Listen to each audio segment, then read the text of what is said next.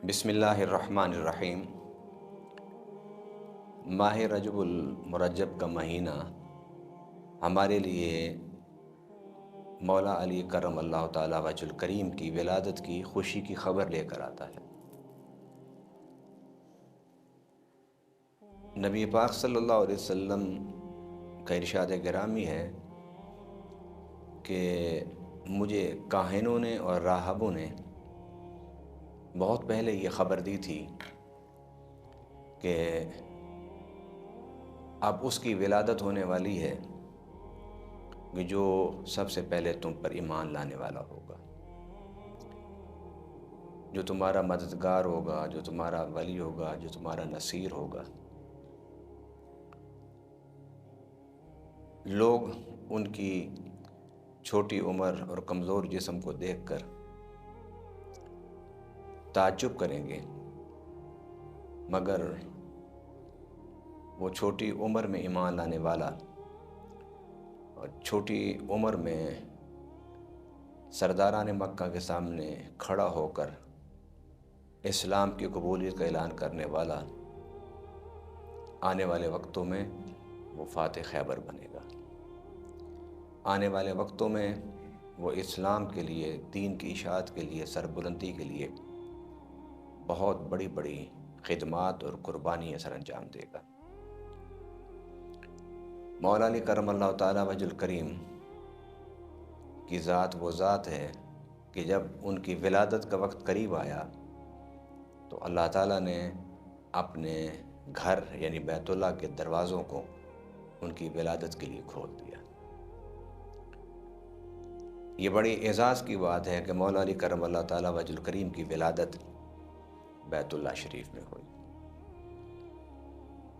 اور بیت اللہ شریف میں جب میرے آقا صلی اللہ علیہ وسلم فرماتے ہیں کہ جب آپ کی ولادت ہوئی تو 3 دن گزر گئے، مولا علی کرم اللہ تعالیٰ وجہ الکریم نے آنکھ نہیں کھولی۔ تو آپ کی والدہ محترمہ حضرت فاطمہ بنت اسد آپ فرماتی ہیں کہ میں نے سیدنا ابو طالب رضی اللہ تعالیٰ عنہ سے ذکر کیا کہ کہیں یہ بچہ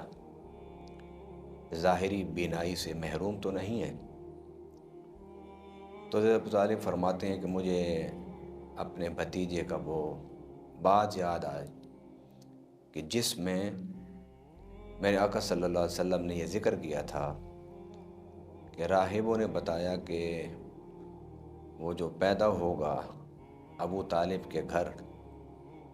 وہ اس وقت تک اپنی آنکھ نہیں کھولے گا جب تک تمہارا چہرہ نہیں دیکھ لے گا۔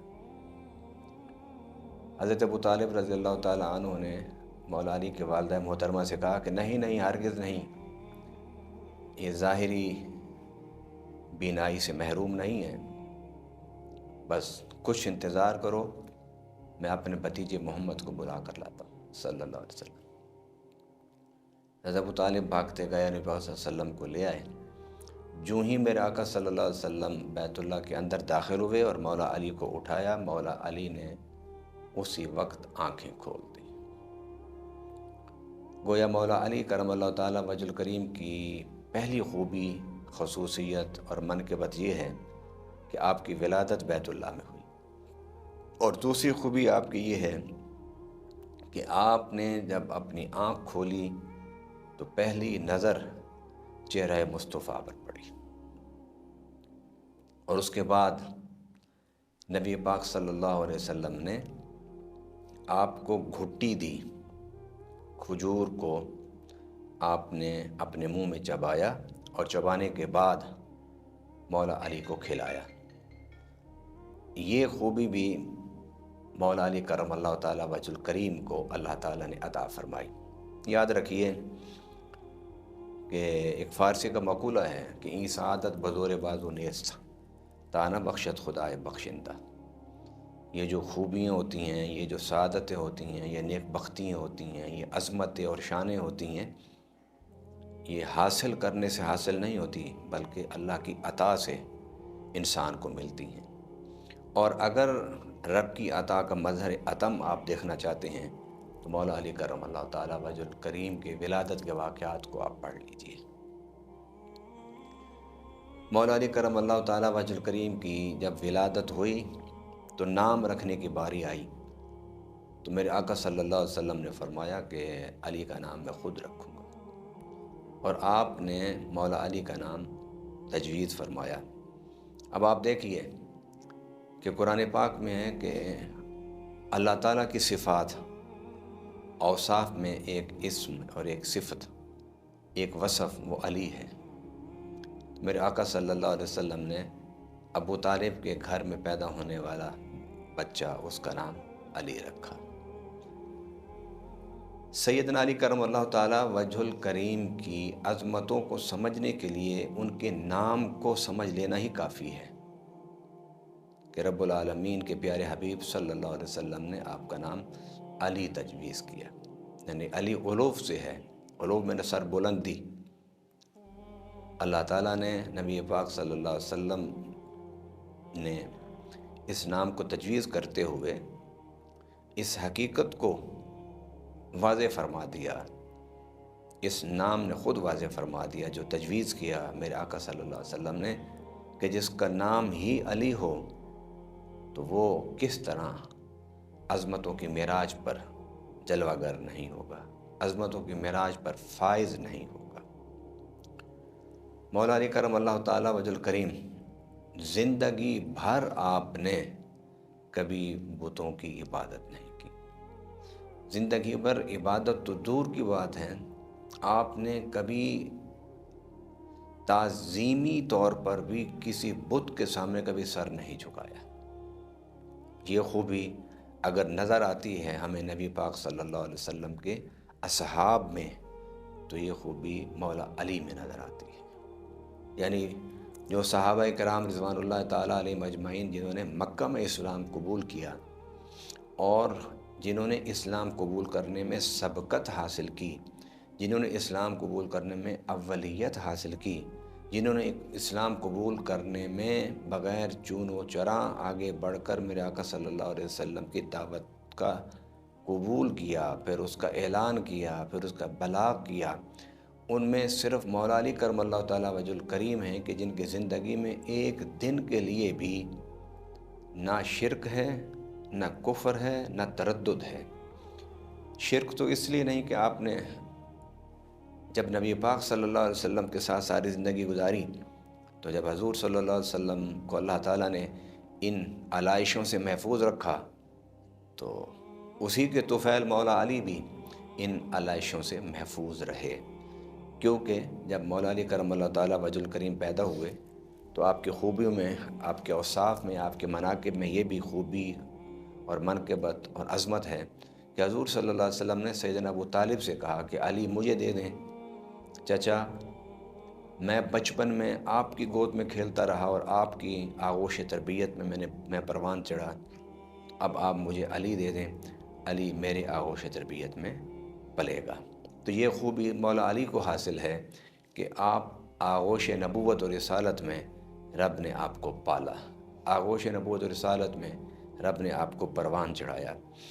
تو آغوش و نبی اور رسول کی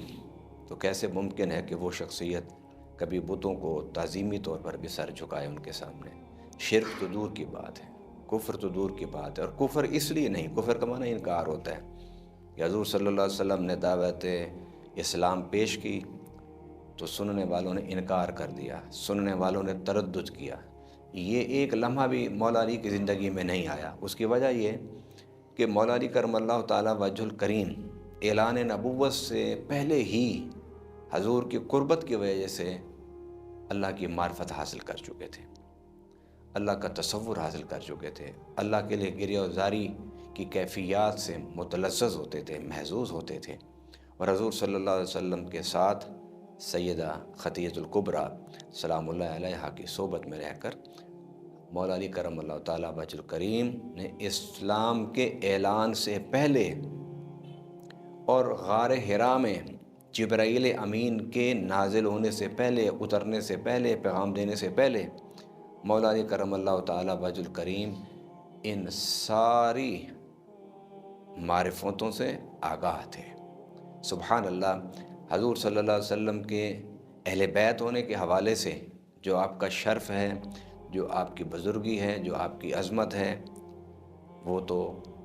کسی بھی شک اور شبہ اور تردد سے بالا تر ہے۔ مگر حضور صلی اللہ علیہ وسلم کے، کیونکہ آپ صحابی بھی تھے، آپ کے اصحاب میں بحیثیت صحابی کے بھی جو خوبیاں اللہ نے آپ کو عطا فرمائی، وہ دیگر صحابہ میں نظر نہیں آتی۔ میں پھر کہہ رہا ہوں کہ جو خوبیاں اللہ تعالیٰ نے حضور صلی اللہ علیہ وسلم کے صحابی ہونے کے حوالے سے مولا علی کرم اللہ تعالیٰ وجہ الکریم کو عطا فرمائی، وہ صرف مولا علی کا ہی خاصہ ہیں، وہ صرف مولا علی میں ہی نظر آتی ہیں۔ وہ خوبیاں کمالات اللہ تعالیٰ نے صرف مولا علی میں ہی رکھی ہیں، دوسرے صحابہ میں وہ خوبیاں، وہ کمالات، وہ عظمت نظر نہیں آتی۔ میں عالم اسلام کو رجب کے اس بابرکت مہینے میں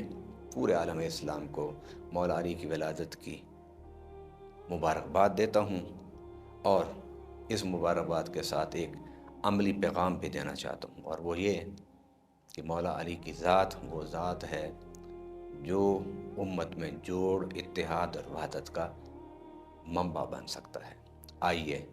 جس طرح اللہ تعالیٰ نے مولا علی کرم اللہ تعالیٰ وجہ الکریم کو اہل بیت میں بھی رکھا اور صحابہ کرام میں بھی رکھا، اسی طریقے سے آج ہمیں اس نقطے پر آنا چاہیے، اس سوچ پر آنا چاہیے، اس فکر پر آنا چاہیے کہ ہم جب ذکر علی کریں، جب ہم مولا علی کا بیان کریں،